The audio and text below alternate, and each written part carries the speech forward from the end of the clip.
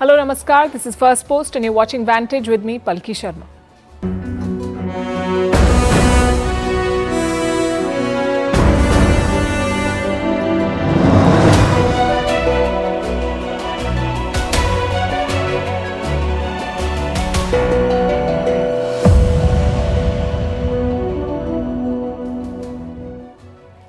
Almost a week after the Pahalgam attack, tensions between India and Pakistan are on the rise, with continuous provocations along the line of control and 4 nights of gunfire. Meanwhile, the terrorists who attacked last week still remain at large. We'll bring you up to speed with the investigation and the political moves around Kashmir. Also looking at developments in Pakistan, new statements from their Prime Minister and their army chief. Does Pakistan want war? Can it afford one? And how is the world responding after going through the motions of condemnation? Donald Trump dismisses it as a centuries-old problem. The United Nations issues a watered-down statement and China faces a tough choice. Will it back its iron brother Pakistan, or will it try to save the reset with India as Trump's tariffs threaten to ruin its economy? We'll also talk about the houses of terror suspects being demolished in Kashmir and decode the strategy behind it. The takeaway from the meeting between India and the Taliban, how foreign media betrays its bias by getting Pakistanis to write on Kashmir. What caused the massive port blast in Iran? Was it rocket fuel explosion? What happened in the Trump-Zelensky meeting in Rome? Was it a turning point or just a photo op? And the flag war in the West Philippine Sea, it's China versus the Philippines. All this and more lined up. The headlines first. A massive blackout hit Spain, Portugal and parts of France. The power outage has impacted millions of people. All trains have stopped across Spain. Airport services have been disrupted in Spain and Portugal. Mobile phone networks are also down. The cause of the blackout is yet to be identified. Russian President Vladimir Putin announces a surprise 3-day ceasefire in the Ukraine war. The unilateral truce will be from the 8th to 10th of May. It is to mark the Soviet Union's Victory Day anniversary in World War II. Putin had issued a similar order over Easter, but last month he rejected a US proposal for a 30-day ceasefire that Ukraine had accepted. India signs a deal with France for 26 Rafale M fighter jets. The multi-billion-dollar agreement will include both single and twin-seat planes. The deliveries are expected to be completed by 2030. The Rafale M is considered to be one of the world's most advanced naval fighter jets. The Indian Navy will be the first user outside France of these jets. Canadians vote in a snap federal election as the country faces annexation and tariff threats from the US. Prime Minister Mark Carney's Liberal Party were behind the Conservatives. But Donald Trump's attacks on Ottawa have led to a reversal in poll forecasts. Polling will be held in Canada across 6 time zones. And the conclave to elect a new pope will start on 7th May in Vatican City. Catholic cardinals will meet in the Sistine Chapel to choose their new leader. The vote is highly secretive and the process could take several days. On Saturday, Pope Francis was laid to rest.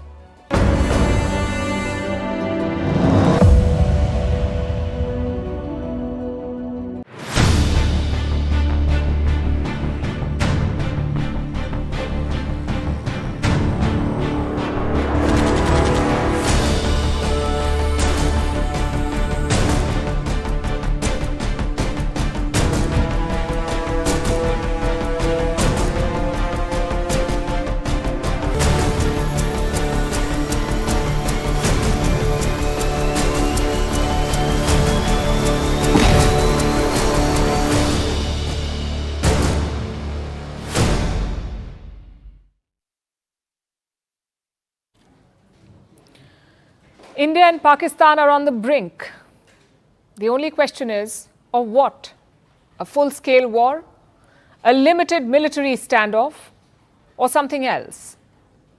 Things are very tense in the region. Everyone is bracing for India's military response. Meanwhile, Pakistan is stoking the fire. They're provoking India at the line of control, the de facto border between India and Pakistan. On paper, there is a ceasefire along the LoC, but Pakistan is constantly violating it. India has reported dozens of firing incidents from the other side. They started around Thursday night. That's when India suspended the Indus Waters Treaty. And since then, since Thursday night, Pakistan has been firing every night, 4 nights of unprovoked firing. And how is India responding? Reports say swiftly and effectively. Plus, no casualties have been reported on the Indian side. New Delhi is not just responding at the LoC, it is also preparing the big guns. The Indian Navy carried out drills over the weekend. They fired long-range anti-ship weapons. Take a look at this.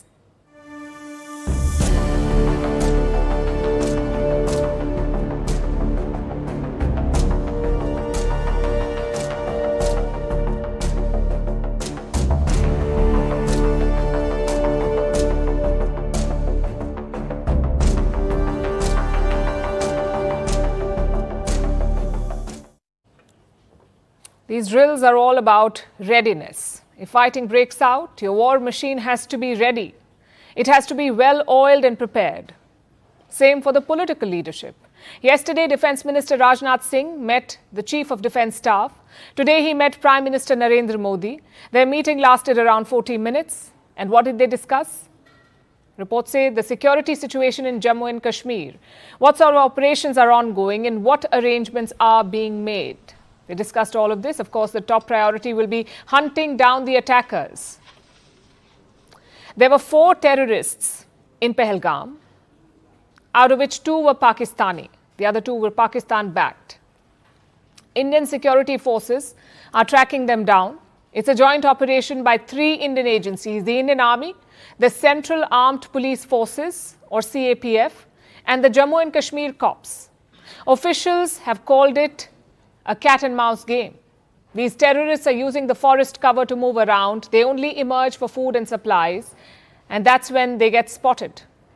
Reports say the forces have located the terrorists 4 times. First near a village called Hapatnar, then near the forests of Kulgam, then near Tral Ridge, and finally in Kokarnag. On one occasion, the forces came very close. Apparently, they also exchanged fire, but eventually the terrorists got away. The army is hoping to corner them inside the forests, but this is a very tough terrain. You've got thick jungles, steep hills, and deserted meadows. Even if you spot them, the job is not done. Nonetheless, Indian officials are confident. They believe it's only a matter of time, that the terrorists will eventually make a mistake in the days ahead. And what happens after that? The first order of business is delivering justice. Prime Minister Modi promised that last week, in no uncertain terms. The victims' families will also be hoping for that. It would be a key step towards closure. Secondly, we could get crucial evidence from the attackers, like what sort of weapons were they carrying, what documents did they possess, and who plotted this deadly attack. Well, we already know the answer. It is Pakistan. But if we get more evidence, it would silence the doubters. It would destroy Pakistan's case publicly. And that sums up the military updates from Kashmir. Beyond that, the region is slowly trying to heal. Today, the Jammu and Kashmir Assembly convened. It passed a resolution condemning last week's attack. Chief Minister Omar Abdullah said he does not have the words for an apology. ये जानते हुए कि जम्मू कश्मीर की security, Jammu Kashmir की सुरक्षा, जम्मू कश्मीर के लोगों की चुनी हुई हुकूमत की जिम्मेदारी नहीं है, लेकिन तब भी यहाँ के वजीर आला की हैसियत से, यहाँ की टूरिज्म के मिनिस्टर की हैसियत से मैंने इन लोगों को दावत दी थी यहाँ आने की। मेजबान होते हुए मेरी जिम्मेदारी थी कि सही सलामत मैं इन्हें यहां से वापस भेजूं। नहीं भेज पाया।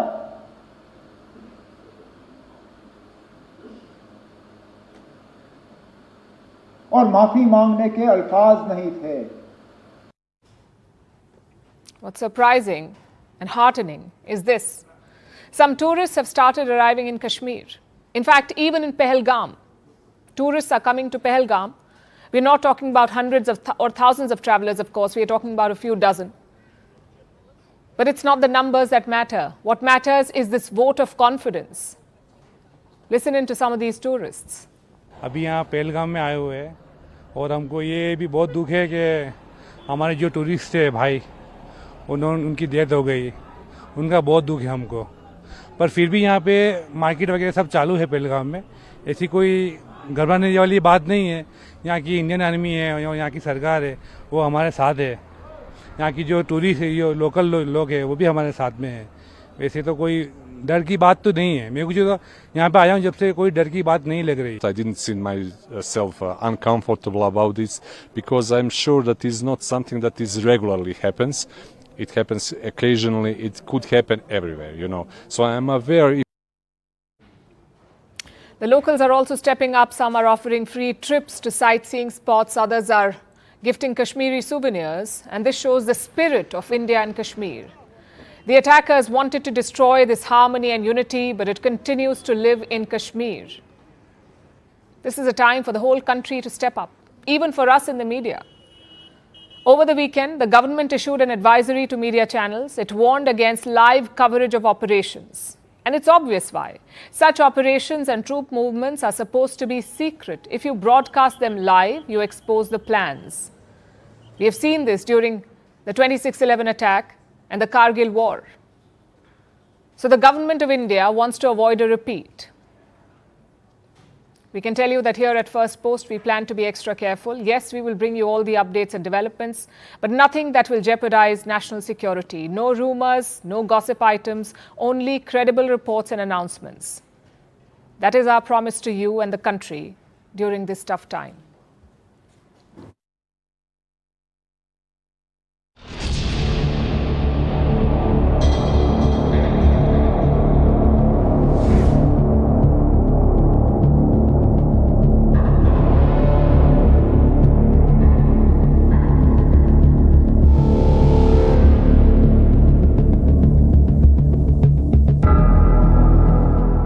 Forefathers, they thought that we are different from the Hindus in every possible aspect of life. That was the foundation of the two-nation theory that was laid there.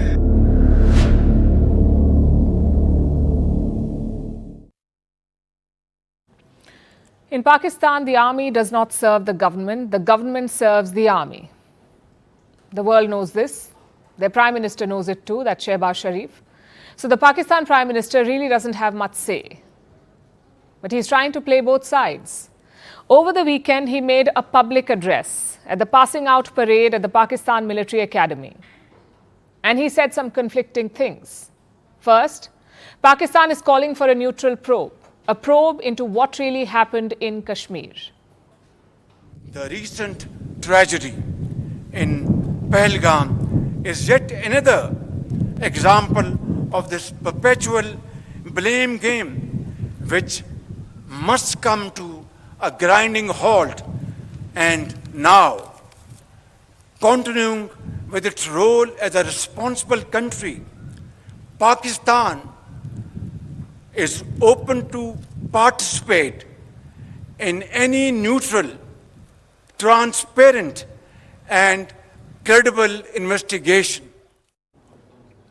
Well, we can help with that. Here are the facts. What happened in Kashmir was a terrorist attack. 26 tourists were killed, and they were killed by Pakistani and Pak-backed terrorists. Yes, that saves some crucial time that Pakistan hopes to waste in the name of an investigation. But of course, Shehbaz Sharif did not stop there. And I think it's because he remembered where he was. The military academy in Abbottabad, with the steely eyes of the generals on his back. So he went back to the given script and indulged in some casual warmongering. Any attempt to stop, reduce, or divert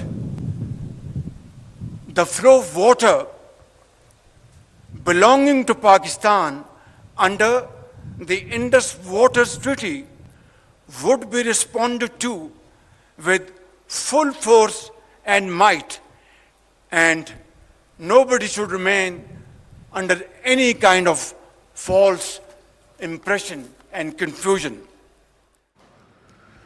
If you thought your situationship was giving mixed signals, you clearly haven't heard Shehbaz Sharif. What does the Pakistani Prime Minister really want? I guess that's a question we should be asking his brother, three-time Prime Minister Nawaz Sharif, because reports suggest that he is counseling his baby brother. He wants him to choose diplomacy. It's almost touching.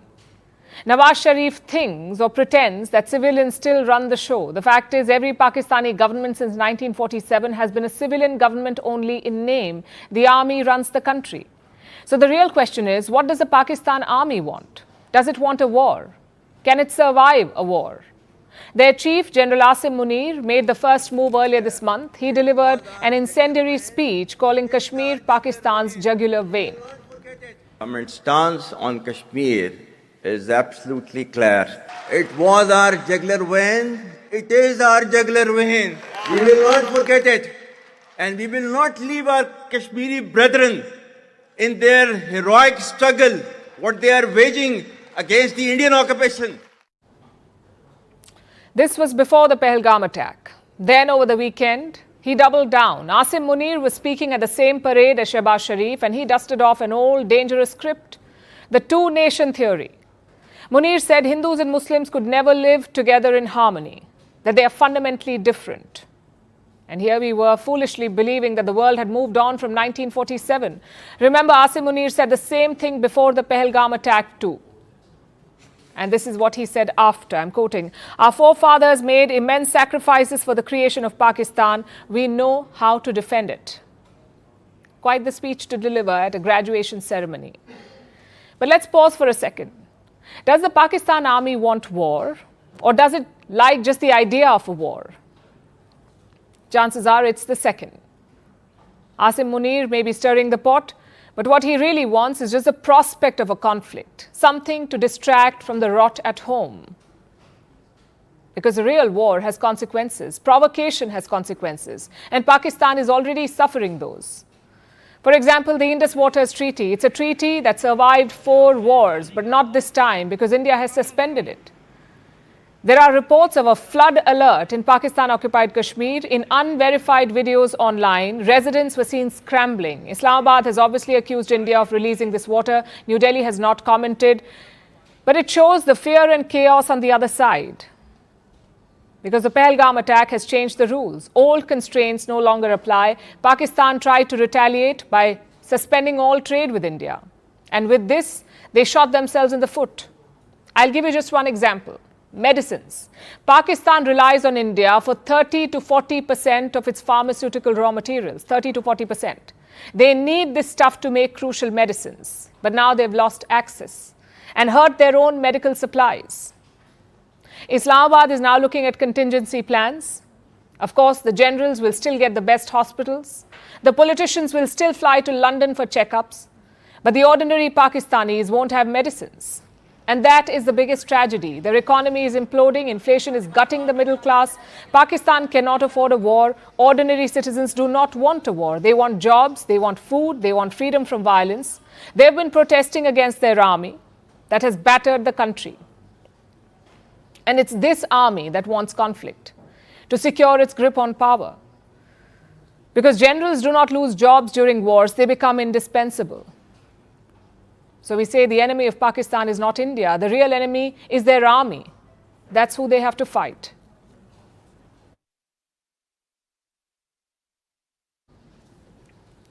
Almost a week since the Pahalgam attack and the cold-blooded killing of 26 Indians, yet the global response has been little more than ignorance. World leaders may have pledged solidarity, but do they really care beyond that? Look at Donald Trump, the President of the United States, arguably the most powerful man in the world. What does he have to say about Kashmir? Listen to this. I'm very close to India and I'm very close to Pakistan, as you know. And they've had that fight for 1,000 years in Kashmir. Kashmir's been going on for 1,000 years, probably longer than that. And it was a bad one yesterday, though. That was a bad one. Over 30 people. Are you concerned that there's now tensions on the border between them? Are you concerned about, how are you concerned are you about that? Well, there have been tensions on that border for 1,500 years.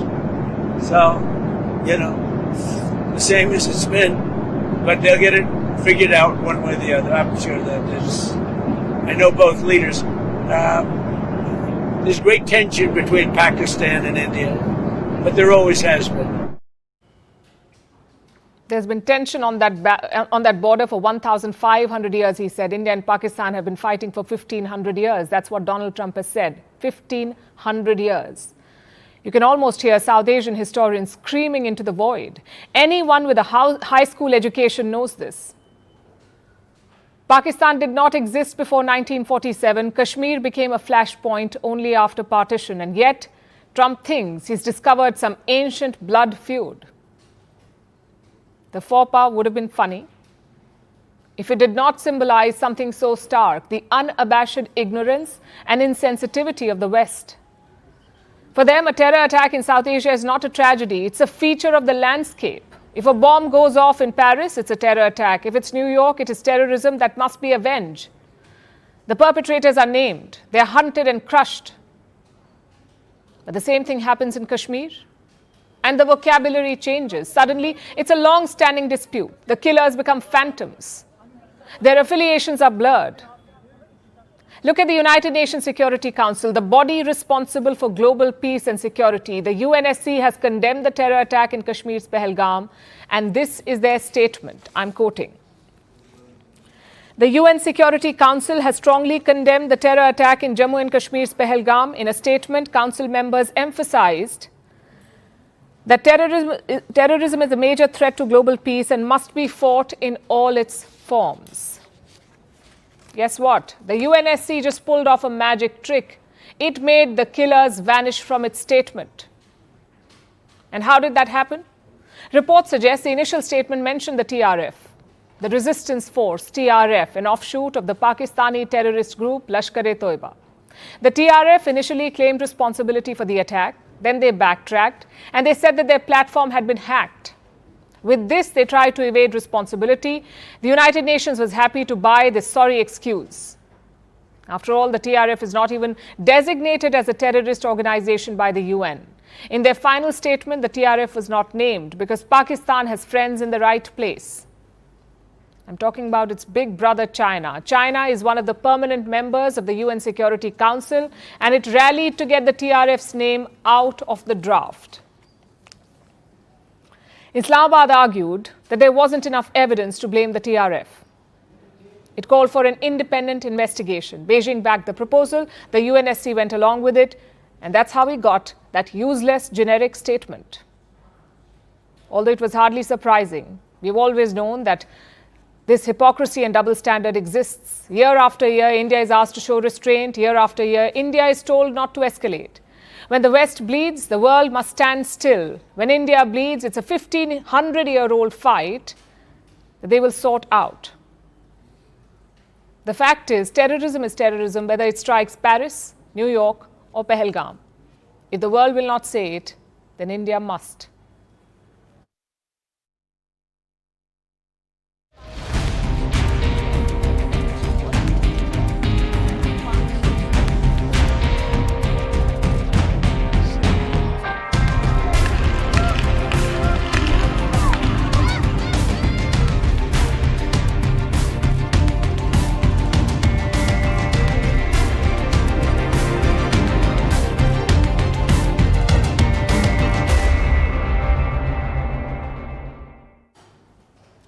China's role is very interesting here.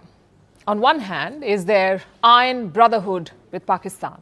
On the other is the reset with India amid the trade war with the US. What does China value more?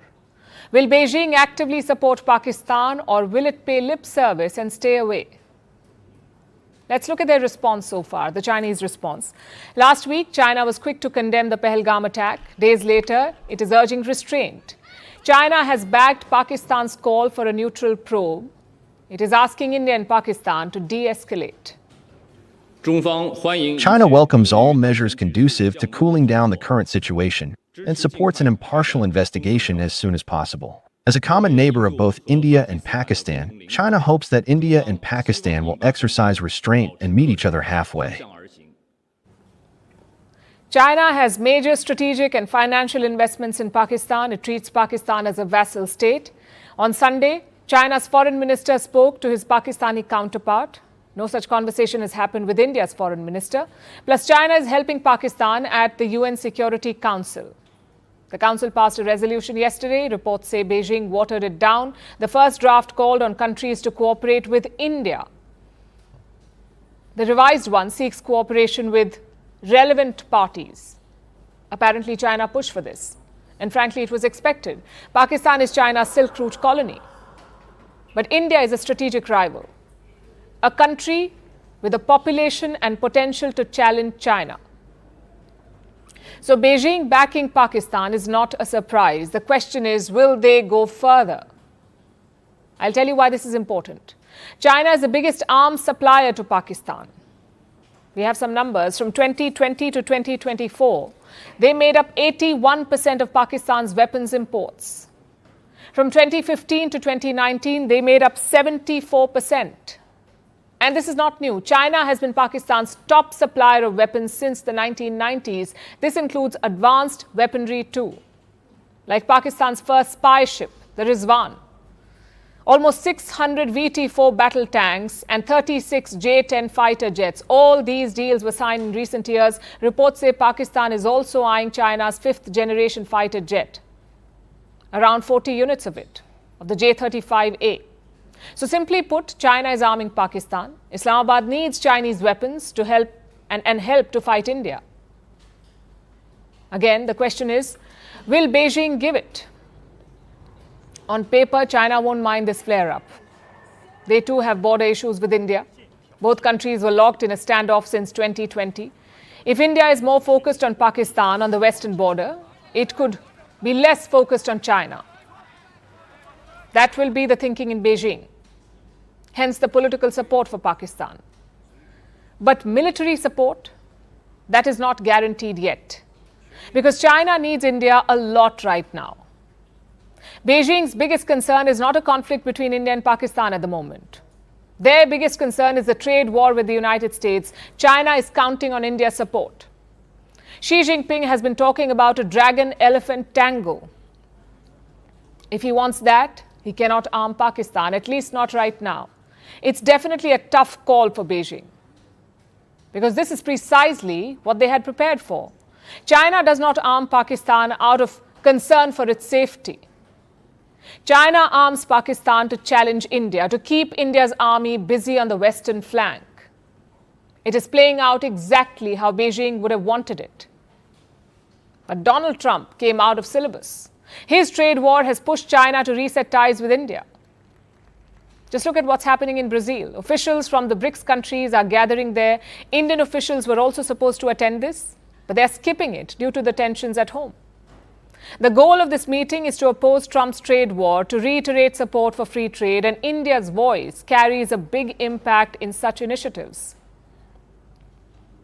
Does China want that, or does it want to support Pakistan?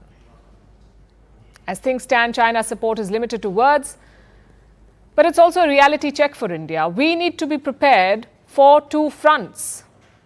To the east, Chinese soldiers with Chinese weapons. To the west, Pakistani soldiers with Chinese weapons.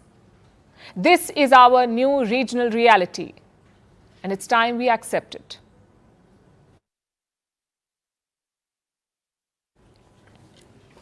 Now let's look at counter-terrorism efforts in Kashmir. India is responding not with guns or bullets, but with explosives and bulldozers.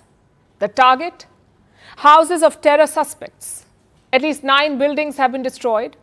The message is clear. Terrorism will have consequences. Basically, if you create nests for terrorists, you lose the roof over your head. But is this the right approach? And are there other options that India can leverage? Let's discuss that. This operation began on the 25th of April. That's when the first house of a terror suspect was demolished. Since then, at least 8 other houses have also been destroyed. And this has happened across Kashmir, in small towns like Shopian, Pulwama, Anantnag, Tral and Kupwara. Security forces are using controlled charges to bring down these houses.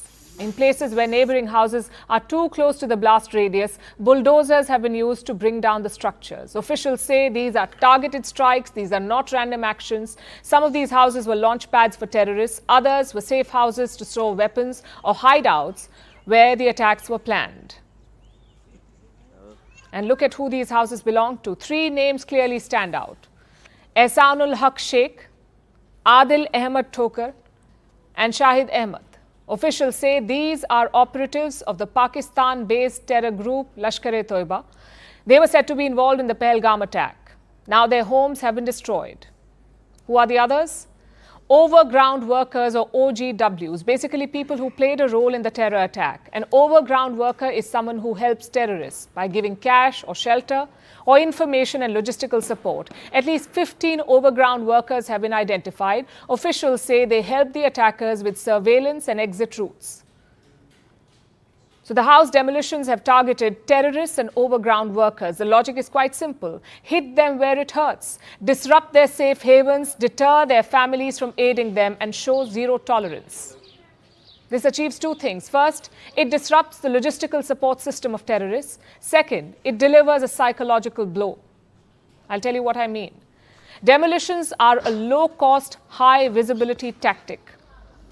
It takes years to build a home. But taking the path of terrorism means that it could be gone in seconds. It's a bold strategy with severe effects. Families have to bear the cost of terrorism. It often pits them against each other. Families of the terrorists involved in the Pahalgam attack are urging the attackers to surrender. And this is not a new tactic.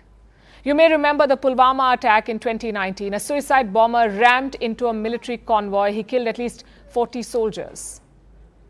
After the attacker was identified, his home was also demolished by security forces. This is a tactic that has been used for years, only this time the scale is massive. But there's also a flip side. The houses belong to families, not just terrorists. In fact, many of the terrorists have not visited their homes in years. In many cases, terrorists barge into these houses at gunpoint. Local families say they have no choice but to give shelter. And then there's the legal question. The demolitions happen without trials or convictions. And yet, this strategy is commonly used across the world. Israel has demolished the houses of Palestinian militants for decades, and they've had mixed results. In some cases, they have prevented future attacks. In others, they have only fueled resentment. So will this work in Kashmir? Well, it depends on two things: precision and legitimacy. Until now, the demolitions have been controlled. No collateral damage has been reported. All the 9 houses have been brought down without impacting neighboring buildings, and India has acted on solid evidence against the terror suspects. Jammu and Kashmir's Chief Minister Omar Abdullah has backed the approach.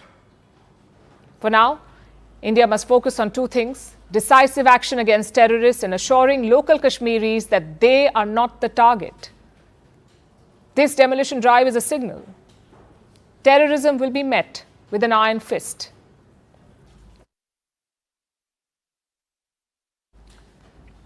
My enemy's enemy is my friend. You may have heard this popular saying before. It means two parties become allies when they share a common enemy. As tensions between India and Pakistan escalate, New Delhi has reached out to the Taliban in Afghanistan. Indian diplomats met Taliban's foreign minister. They discussed two things: rising tensions in the region and improving bilateral ties. And this comes after the Taliban condemned the Pahalgam terror attack. So why is India talking to a group that was literally a terrorist group itself? Because Afghanistan under the Taliban is no friend of Pakistan. Border clashes are frequent. Islamabad's deportation of Afghan refugees has caused severe friction. Now the Taliban is reaching out to India. They want to do business with New Delhi, and India, for its part, is playing its hand smartly. Because in geopolitics, there are no permanent friends or enemies, only interests. Our next report has more. On the 27th of April, an important meeting was held in Afghanistan's capital, Kabul. The Taliban administration hosted senior Indian diplomats. Taliban's acting foreign minister, Amir Khan Muttaqi, met a contingent sent by New Delhi. Leading the Indian team was diplomat M. Anand Prakash, the Joint Secretary of the Pakistan-Afghanistan-Iran Division in the Ministry of External Affairs. The two sides discussed multiple issues, like the rising tensions between India and Pakistan after the Pahalgam attack, along with Taliban's wish of increasing India's role in Afghanistan. Let's start with the India-Pakistan tensions. The two countries have been on the edge since the Pahalgam terror attack last week. The Taliban administration have condemned the attack. They said that such an incident undermines regional security. When Taliban's acting foreign minister met the Indian diplomatic contingent, he offered his condolences to the families of those who lost their loved ones in the attack. And then they got down to business. The Taliban have requested New Delhi to increase diplomatic and economic ties. Taliban's acting foreign minister also requested India to increase the number of visas for Afghan students, business persons and patients. However, the business and economic discussions also focused on Pakistan. After the Pahalgam terror attack, India has taken a slew of measures against its western neighbour. One of this includes shutting down the Atari land border crossing. This border crossing also enabled trade between India and Afghanistan. Afghan traders would send trucks full of dry fruits to India using the Atari border. But now with the border closed, they are unable to export their dry fruits. The Taliban have requested India to find ways to ensure that trade is not disrupted. Taliban have also urged New Delhi to resume infrastructure projects in Afghanistan like building hospitals and dams. Clearly, the regime in Afghanistan sees India as a vital partner, and a major reason for this is Pakistan.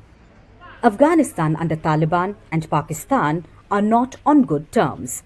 Border clashes are frequent. Islamabad's move to deport millions of Afghan refugees from its soil has fueled tensions. And Taliban's refusal to accept the current Afghanistan-Pakistan border, also known as the Durand Line, has Islamabad furious. And by condemning the Pahalgam terror attack, the Taliban are angering Islamabad even more. The Taliban are angering Islamabad further. India is playing the diplomatic game smartly. New Delhi has maintained ties with Taliban despite not recognizing it as Afghanistan's legal government, because India sees Afghanistan as an ally. And now diplomatic talks have become more frequent. Can India and Taliban find common ground? Well, when it comes to Pakistan, the answer to that question is evidently yes.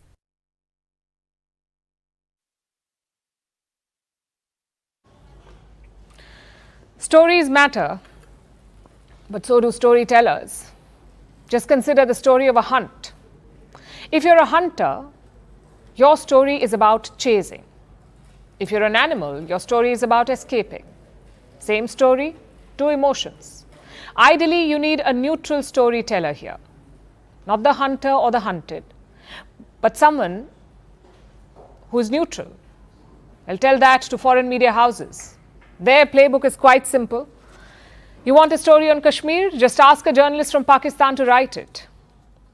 I'll pull up some examples for you. Here's a report on the Indus Treaty in Nikai. The writer is a Pakistani journal.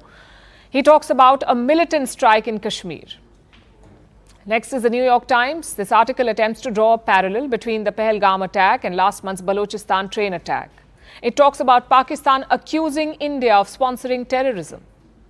Again, the writer is a Pakistani. Now, this is problematic for obvious reasons. Pakistani citizens consider Kashmir to be theirs. Their government peddles propaganda about Jammu and Kashmir, so naturally their perspective will be biased. But that's not the only problem here.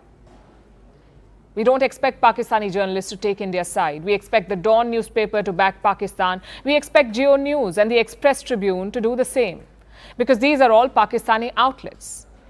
The problem comes when foreign outlets do the same thing. You don't have a stake in this conflict. So your job is to be a neutral storyteller. You cannot be neutral by asking Pakistanis to write on Kashmir. And this is just one example. The media has become a battleground. India has banned 16 Pakistani YouTube channels. This includes some of their leading news outlets as well, like Dawn, ARY News and Sama TV. New Delhi says these channels are spreading fake news. The government of India has also written to the BBC. Over what? The outlet's description of the attack. The BBC did not call it terrorism. They've called it a militant attack. Reports say the government conveyed its concerns to the BBC. Similar messages were also sent to other outlets like the Associated Press and Reuters. Frankly, this must only happen to India. You've just been attacked by terrorists. You've lost 26 civilian lives. Your neighbor is a known sponsor of terror, yet your story is being downplayed. Things would have been very different elsewhere. We saw the response when Israel was attacked by Hamas. No downplaying, no gunmen, no militants, just straight up condemnation by Western media. This should be a wake-up call for India, because the conflicts of tomorrow won't just be fought on the battlefield, they will be fought online.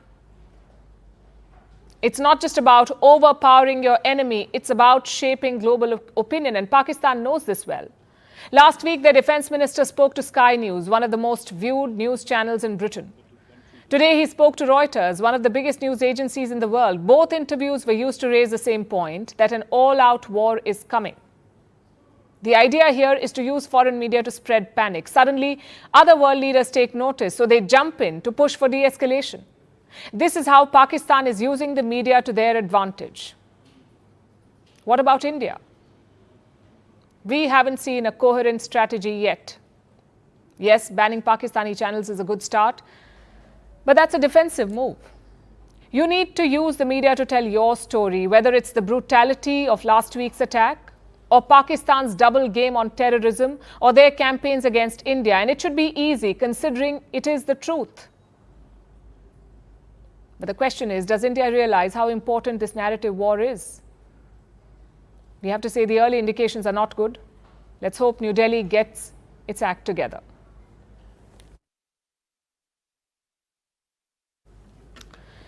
Now let's turn our attention to Iran. An immense blast has ripped through the biggest port in the country. It has killed more than 40 people, injured at least 1,200 others, 1,200 people. What caused this explosion? Iran remains cagey about the details, but speculation is rife. Experts say it was rocket fuel sent by China. Specifically, a chemical used to make fuel for ballistic missiles. That's what blew up. That's what experts are saying. Reports say that it may have been improperly handled at the port, and this may have triggered the explosion. The timing could not have been worse for Iran. Our next report tells you why. The death toll from a huge blast in Iran has risen to at least 46. More than 1,200 people are injured. But mourning has quickly turned into anger as the government remains busy playing a blame game. So what happened? On Saturday, a powerful explosion took place at the port of Bandar Abbas in southern Iran. It's the largest commercial port in the country. Fires started breaking out in the Shahid Rajai section of the port. They sent up massive plumes of black smoke. The blast shattered windows for several kilometers around. Residents 50 kilometers away reported feeling the effects. The explosion tore metal strips off shipping containers. As firefighters worked to extinguish the fire, dropping water from the skies, carrying bodies through the smoke, authorities closed off roads leading to the site, and many people rushed to hospitals across the country to give blood. On Sunday, the city of Bandar Abbas shut all schools and offices. Iranian President Masoud Pezeshkian arrived to investigate the situation, oversee relief efforts, and meet with the injured. Over the weekend, condolences poured in from all over the world, including India, the United Arab Emirates, Saudi Arabia, and Turkey. Russia, a key ally, ordered multiple specialist firefighting aircraft to be sent to Iran to help with the relief efforts. Emergency workers had hoped the blaze would be fully extinguished by Sunday afternoon. But as of today, the fire is only 90% extinguished. People have been told to stay indoors and mark 3 days of mourning. Authorities warn of possible food shortages because the affected port handles nearly 80% of the country's imports and remains out of action in many parts.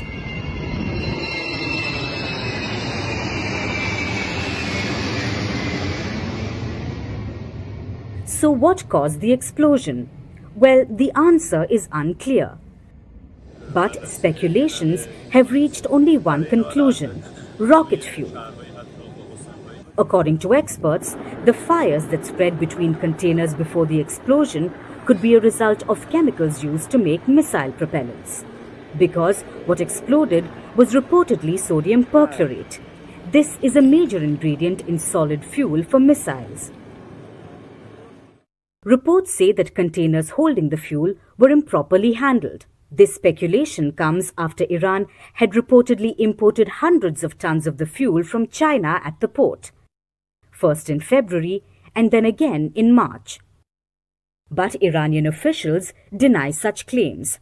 They say that no military material was held at the port and that the explosion had nothing to do with Iran's defense sector.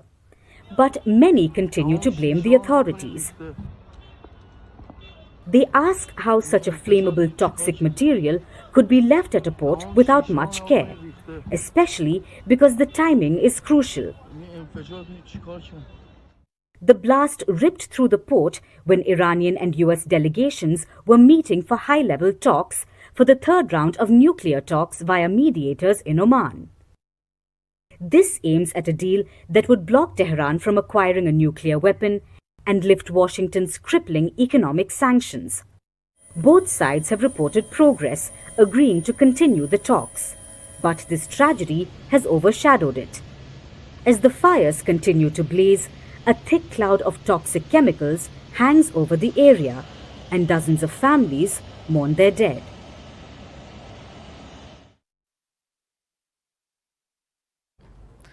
Two leaders, two agendas, and one crucial meeting. I'm talking about the rendezvous in Rome. US President Donald Trump met Ukrainian President Volodymyr Zelensky. The meeting took place on Saturday on the sidelines of Pope Francis's funeral. And the 15-minute huddle made global headlines because the optics were striking. This meeting was supposed to be between three leaders: US President Donald Trump, Ukrainian President Volodymyr Zelensky, and French President Emmanuel Macron. 3 chairs had been placed in the Vatican's St. Peter's Basilica. But Trump had different plans. He stopped Macron from joining in. So it was a one-on-one meeting between him and Zelensky. And the images were dramatic. The two leaders sat just 2 feet apart, no mediators, no additional staff, just Trump and Zelensky. Ukraine is calling it a historic meeting. But what was the outcome? The US and Ukraine have agreed to continue talks. Trump has promised Zelensky that he will be tougher on Russia. The US president also took jabs at Russian President Vladimir Putin. I think the meeting went well. We'll see what happens over the next few days. We'll probably learn a lot. I was very disappointed that missiles were flying by Russia, but that missiles were flying. Very disappointing. We'll see how it goes.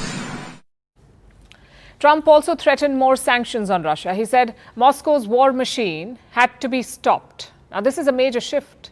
Till now, the US president was cozying up to Putin. Now he's questioning Russia's intentions. Trump said Putin has disappointed him. Listen to this. I want to see what happens with respect to Russia, because Russia had been surprised and disappointed, very disappointed that they did the bombing of those places after discussions. So Trump is not happy with Russia. And he says the meeting with Zelensky went well. What are the implications? For Ukraine, this meeting was a glimmer of hope. Like I said, Zelensky called the talks historic. He's now banking on Trump to pressure Russia. But here's the catch. The US president keeps changing his mind and his tone. He's desperate for a quick resolution. He also wants a deal. Trump says everything comes at a price. For Ukraine, that price could be Crimea. Trump wants Ukraine to give up on Crimea. It's a region Russia took in 2014. Trump says Ukraine should accept that now Crimea is Russian territory. He also said that Crimea was never his problem to begin with. But Crimea was given away by Barack Hussein Obama and by Biden. That's 11 or 12 years ago. That's a long time ago. I don't know how you can bring up Crimea, because that's been a long time. Nobody brought it up for 12 years, and now they bring it up now. So I told them, you can maybe go back to Obama, ask him why they gave it up. Now let's talk implications. Europe has been completely sidelined, and I mean literally. Just look at how Trump treated Macron. The French president was just brushed off. What about the United Kingdom? Prime Minister Keir Starmer was not even in the picture. Clearly, Trump is in no mood to include Europe in the talks. Meanwhile, Ukraine walks a tightrope. A ceasefire will be costly. Ceding territory to Russia seems like a given. Trump may also walk away with a rare earth minerals deal. That will be the price for peace in Ukraine. As for Russia, this is a balancing act for them. Putin has all the cards. He controls the territory and the military escalation. He wants Russia's demands to be accepted. He wants to keep the territories that he controls, including Crimea. He says Ukraine should never be allowed into NATO. Putin had even convinced Trump. But then there were the missile attacks on Kiev last week. Trump did not like that, so he threatened Moscow, saying all bets would be off if the attacks did not stop. In response, Russia has announced a surprise three-day ceasefire from the 8th to the 10th of May. Putin knows how to play this game, obviously. He knows that Trump has an ego and it needs to be fed from time to time. That explains the call for a 72-hour ceasefire. Ukraine has also learned some tricks. They have now called for a 30-day ceasefire. So you could say that for Trump, this is a time to flex his diplomacy because the US president may have bulldozed his way through. He's got the talks rolling. Both Russia and Ukraine are hinting at ceasefires. Diplomacy is back on the table. The meeting in Rome was a snapshot of current times. The stakes are still high, trust remains fragile, and the world continues to wait anxiously.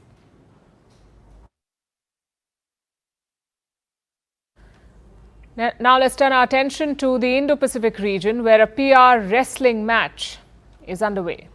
And the trophy is a tiny mass of sand in the West Philippine Sea. These are strategic waters. They're highly disputed. Parts of the sea are claimed by many governments, including the Philippines. But China, being China, claims ownership of almost all of it. Now, China and the Philippines have conducted rivaling photo opportunities in the waterway. They have each unfurled their national flags on tiny sandbars in the West Philippine Sea, or what Beijing calls the South China Sea. This is stoking up long-standing regional tensions. But why now? And what will become of this? Here's a report. When it comes to politics, optics matters. Sometimes they can help in diplomacy, but sometimes they can ratchet up long-standing regional tensions. We are talking about the rivaling public relations stunt by China and the Philippines. The two countries have each unfurled their national flags on a tiny mass of sand in the West Philippine Sea, or what Beijing calls the South China Sea. This is a strategic waterway in the Indo-Pacific region, and it is widely seen as a flashpoint for global conflict. Several Southeast Asian nations claim parts of the sea. But China has claimed its ownership over most of the waterway, despite an international ruling saying that it has no basis. Over the past 2 decades, Beijing has occupied many obscure reefs across the sea, even if they are far from its shoreline. It has built up military installations and ports on them. And now, it is clicking pictures over a small sandbar in the sea, the Sandy Cay. This is a string of 3 uninhabited sandbanks. It lies near the Thitu Island, where the Philippines maintains a military outpost. The latest dispute began last week. China's mouthpiece media claimed that it exercised sovereign jurisdiction over the Tetian Reef, which is the Chinese name for Sandy Cay. Next, a photo aired on its broadcaster. It showed Chinese officials in black uniforms, walking along the white sandbar. Another photo showed 4 officers holding up a Chinese flag. They called it a show of sovereignty. But the Philippines said, not so fast. Manila sent teams to multiple sandbars. On Sunday, it deployed the country's Navy, Coast Guard, and police on different parts of Sandy Cay, saying that the officers observed the illegal presence of a nearby Chinese Coast Guard's vessel and 7 Chinese maritime militia vessels. And then came this picture. It showed 5 officers holding the Philippine national flag on a white sandbar. By Sunday night, China retorted. China's rights protection and law enforcement activities there are conducted in accordance with the law, aimed at countering the Philippines' illegal landings and other acts of infringement and provocation, firmly safeguarding national territorial sovereignty. ensuring that the reef remains uninhabited and without facilities. This latest standoff in the contested waters risks further stoking tensions between the two countries, which have become increasingly fraught in recent years. It is also a key test for the Trump administration, with the U.S. being a mutual defense ally of the Philippines. Despite Trump's mercurial views on protecting its allies, his cabinet contains vocal China hawks. They have spoken publicly on needing to push back against China's growing ambitions in the Indo-Pacific region. And the timing of the latest stunt is crucial. It comes as the U.S.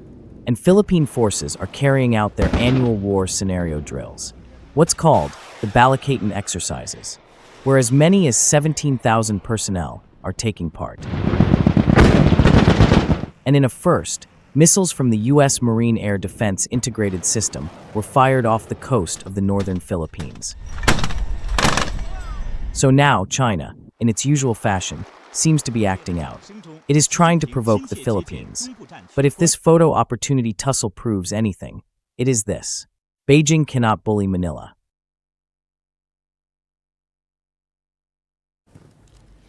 And now it's time for Vantage Shots, images that tell the story. The White House displays photos of detained immigrants on the lawn for Trump's 100th day in office. Fans were left in the dark at the Madrid Open after a widespread power outage hit the Spanish capital. And on-field turns into a sea of red as Liverpool clinches the Premier League title. Finally, we're taking you back in history. On this day in 1945, Italian dictator Benito Mussolini was executed. He was shot dead by Italian partisans. This happened while he and his mistress were trying to flee to Switzerland. Mussolini was then hung upside down in Milan's public square. We're leaving you on that note. Thanks for watching. We'll see you tomorrow.